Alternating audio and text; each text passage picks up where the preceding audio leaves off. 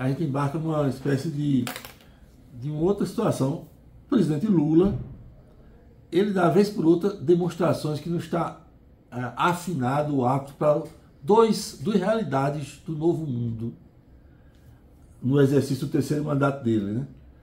A questão do mundo virtual e esse mundo onde o Congresso é predominante das cartas do jogo, ao ponto de até recusar ministério, que é algo inimaginável em tempos recentes. Exatamente. E, ao mesmo tempo, personificar o desapontamento popular que tem uma espécie de sacralidade na instituição chamada Presidência da República, quem quer que esteja no seu comando, né? Da questão da comunicação, Lula é um ótimo comunicador, quando ele está presencial, né? É excelente, é impressionante. E tem problemas, efetivamente, porque eu não acompanho de perto, eu não tenho acesso a Brasília, aos ministérios, essas coisas, mas você acompanha pelas leituras, pelos depoimentos, pelas entrevistas, dá para montar um quadro, né? Efetivamente, ele tem um certo... ojeriza uma certa resistência ao uso das redes de comunicação, que tem que ser hoje em dia muito curta, né? Você é um comunicador, se adaptou muito bem à fase digital, das redes sociais, e sabe que as comunicações não podem ser longas, né? E Lula é um cara que gosta de argumentar, ele vai argumentar por isso, por aquilo, etc. Como é que você vai produzir uma matéria de 2 minutos, né? Que é o que atinge a grande maioria da população, particularmente a juventude, que já cresceu nisso, não cresceu em argumentação, né? Não cresceu em discursos lógicos. Então, é um problema sério, né? E a outra coisa é a crença no presidencialismo de coalizão, que ele sempre teve. Tem um depoimento dele impressionante, quando ele estava sendo inquirido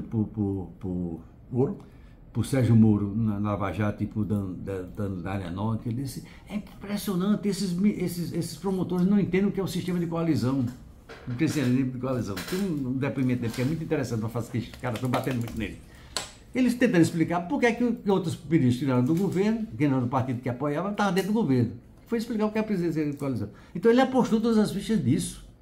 A montagem do governo de Lula é uma montagem de frente amplíssima, né? Inclui quem apoiou Bolsonaro, para tentar montar um governo de coalizão. É como você disse, mas não funciona mais, porque não é mais um ministério, é emenda. Eu não vou ganhar mais dinheiro. E a emenda autopagável, digamos assim. Não precisa. Não depende mais de ninguém, não passa por licitação, não passa por anuência do governo federal, não tem que discutir com o presidente para assinar também, não presta conta a ninguém. O cara que tem a emenda, o senador, o deputado federal, não presta contas a absolutamente ninguém. Pega milhões, aplica do jeito que quer. Agora, quem conhece os membros da política sabe muitas vezes qual é o final desse dinheiro. Você acha que isso levará a desistir de um novo mandato? Ele vai entrar agora numa fase extremamente complicada. Para usar uma expressão que eu achei muito interessante, de José de Souza, ontem. Lula pulou da panela da frigideira e partiu para enfrentar o conflito, né? O que é que ele está? Ele estava contemporizando, reuniões e mais reuniões. Eu fico impressionado com a paciência daquele homem, porque você sentar com aqueles caras, sabendo o que aquele cara está pensando, para tentar comover o cara, porque aquele projeto é importante para o país, e o cara não está querendo saber do país, o cara está querendo saber se a emendazinha dele vai cair no cofre. E a reunião chegou um ponto que ele percebeu. Está acontecendo com ele um processo de fritura que fizeram com Lula, com Dilma. Pautas bombas para inviabilizar o governo, as emendas para dar, que não tem nem do governo, agora que é poder, né? Qualquer deputado federal, qualquer senador, parece que é o presidente da República. E ele viu que tinha que partir para a política. Não dá para conciliação. Por quê? Porque na conciliação o projeto... Ele foi eleito com um programa de governo, como ele bem disse, é botar o pobre no orçamento. E os caras não querem que ele bote o pobre no orçamento, porque a ganância é grande. É grande demais a ganância. Você tem isenções fiscais das empresas, os cálculos são de 500 bilhões, 600 bilhões, 900 bilhões, é um absurdo. Porque essas isenções foram criadas durante a pandemia. Elas se justificavam durante o confinamento. E você manter essas concessões, essas isenções fiscais, novas coisas aconteceram. Esses bancos, como é que chama esses bancos hoje? Completamente eletrônicos, tem um nomezinho. Virtuais? Mas eles têm um nome técnico, eu esqueci agora, desculpa.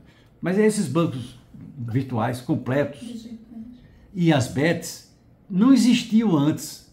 Eles estão existindo agora, então esse pessoal tem que pagar imposto. O banco paga imposto, não paga? Você paga imposto, empresa paga imposto. Por que é que uma empresa virtual não paga imposto? Se ela lucra. O lucro do Ambet é uma fortuna. Quantos empregos uma Bet gera? Quase nada. Então você é dinheiro parindo dinheiro. E os caras não querem pagar imposto. Tem que pagar imposto.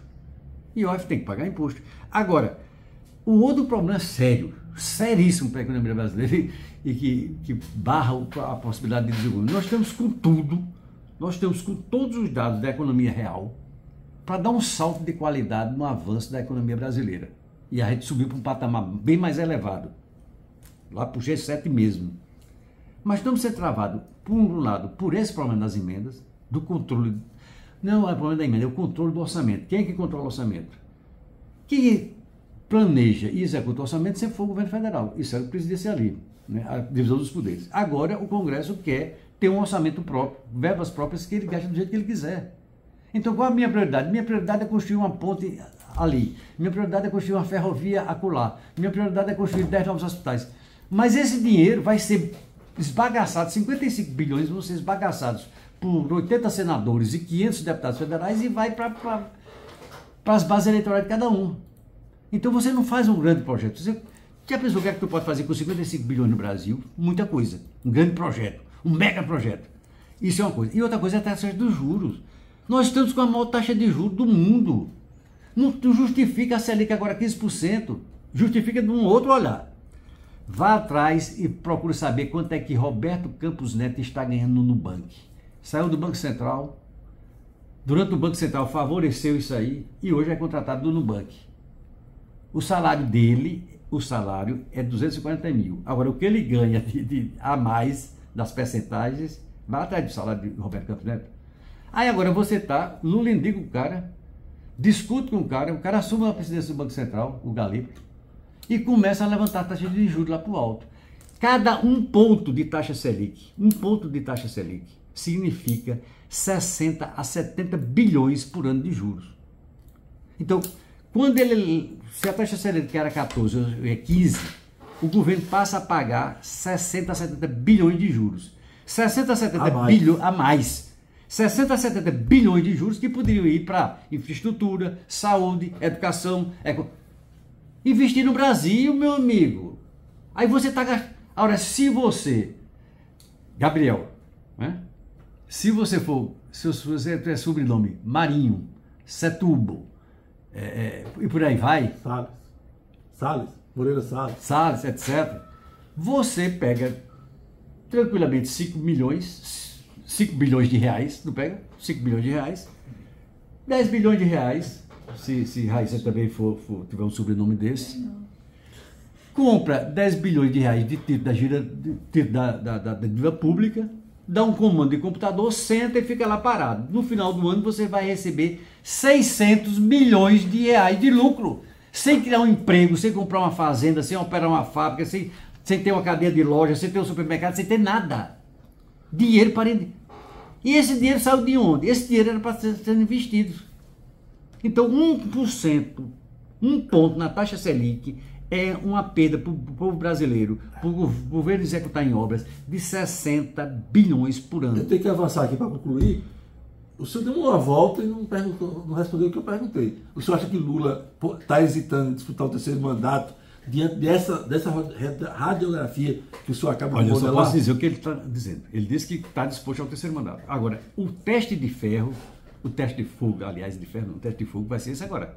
Se ele vai conseguir fazer o enfrentamento político, não mais pela partilha de cargos de governo, não mais pelo presidencialismo de coalizão, esse dado novo que a gente tem na realidade política nacional, se ele vai conseguir enfrentar isso aqui, ele já partiu. Né? Você pode olhar que mudou o discurso dele, mudou o discurso de Haddad, mudou o discurso de todo mundo. É partir para a disputa da opinião pública, é partir para...